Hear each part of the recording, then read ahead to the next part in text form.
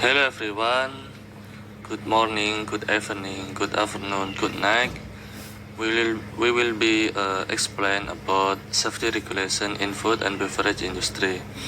Before we explain about safety regulation in food and beverage industry, let me introduce member of the group.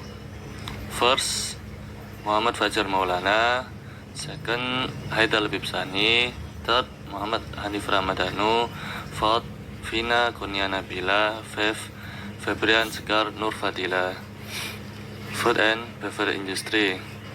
Deriving from the agriculture industry in our definition, the food and beverage industry is divided into major segments. Those two segments are production and distribution of edible goods. Production includes the processing of meats and cheeses and the creating of soft drink, alcoholic beverage, packaging food, and other modified foods. The production segment of this industry excludes food that were directly produced via farming and other forms of agriculture, as those are encompassed by of the agriculture industry. Distribution involves transporting the finished food product into the hand of consumer. The food and beverage industry include restaurant, cafeteria, cafe, fast food, joints, pubs, delis, food manufacturing operation, catering business, food transportation service, and more. Work in this industry can range from packaging to preparing, next transporting, and serving food or beverage. Okay, let me introduce ISO to 22000 and 2018. Food Safety Management System requirement for any organization in the food chain. Okay, first, food safety. Assurance that food will not cause an adverse health effect for the consumer when it is prepared and or consumed in accordance with its intended use. Note 1, 2, and 3 food safety is related to occurrence of food safety hazard. Number 3 to in end product 3.15 and does not include other health aspects related to, for example, malnutrition. Note 2 and 3, it is not to be confused with the available of and access to food security. Note 3, 2 and 3, this include feed and animal food. Okay, number 3.22, food safety hazard, biological, chemical, or physical agent in food. 3.18, with the potential to cause an adverse health effect. Note 1, 2, and 3, the term hazard is not to be confused with the term risk. 3.39, which in the context of food safety means a function of the probability and adverse health effect, and the severity of that effect when exposed to a special hazard. Note 2 and 3, food safety hazard include allergens and radiological substance. Note 3, 2, and 3, in the context of feed and feed ingredients, relevant food safety hazards are those that can be present in and or on feed and feed ingredients, and that can through animal consumption of feed be transferred to food and can thus have the potential to cause an adverse health effect for the animal or the human consumer. Note 4, 2, and 3, in the context of animal food, relevant food safety hazards are those that are hazardous to animal species for which the food is intended. Safe Quality Food SQF Program. Maintained by the Safe Quality Food Institute, the Safe Quality Food SQF Program provides certification for food manufacturing, production, packaging, storage, and distribution. The SQF Food Safety Code for manufacturing specifies the proper operation for processing dairy, seafood, meats and poultry, bakery and snack foods, beverage, recipe meal, snack food, and more.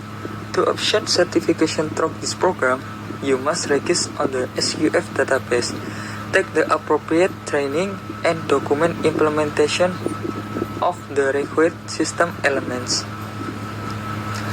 Food Safety Modernization Act. The Food Safety Modernization Act, FSMA, focus on the prevention of foodborne illness. The FSMA gives the FDA regulatory authority of about 80% of domestic and import foods. Meats, poultry, and processed egg products are regulated separately by the USDA. Food manufacturers whose products are regulated by the FDA must register annually and create a food Hazard Analysis and Critical Control Point. Hazard Analysis and Critical Control Point is an FDA management system that is designed to ensure safety of food products. Implementation of this system involves conducting a hazard analysis, identifying a critical control point, establishing critical limits, and putting monitoring procedure in place. The system also requires the establishment of corrective action and verification procedure. Proper documentation or record keeping is a critical part of compliance. Labeling requirement.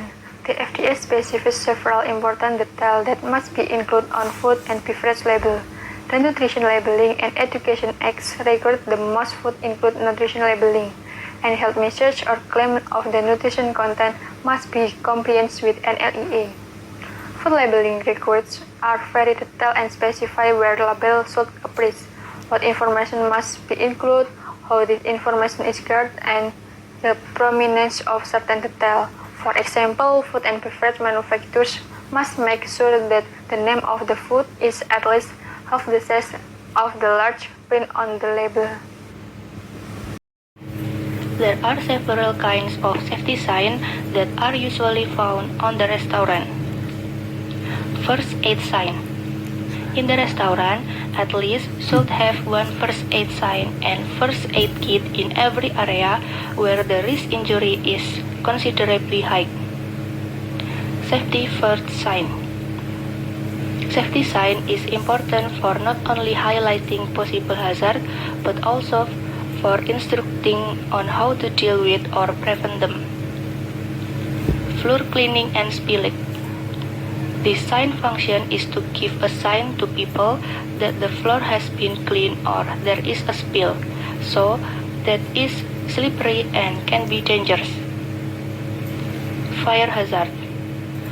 Fire hazards constitute of all factors present in a building that can cause ignition or start fire, aggravate fire severity, incapacitate building fire safety provision, and hinder escape or firefighting operation.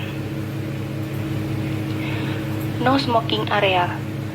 Some restaurants apply no smoking rules for the convenience of their customer. Washing your hands. In this era of the COVID-19 pandemic, consumers should keep their hands clean to avoid the virus. Physical distancing. In addition to washing hands, consumers must also keep their distance to reduce the spread of the COVID-19 virus. And the last is takeaway only. Many restaurants only serve by takeaway to reduce the crowd, which can cause the spread of COVID-19 virus. Conclusion. Food and beverage industry need to always prioritize the aspect of safety and cleanliness in every activity carried out, because it affects the health of consumers. Because of that, there need to be safety regulation that can serve as guideline for the food and beverage industry. The food and beverage industry not only think about their profit. Okay, thank you for your attention and goodbye.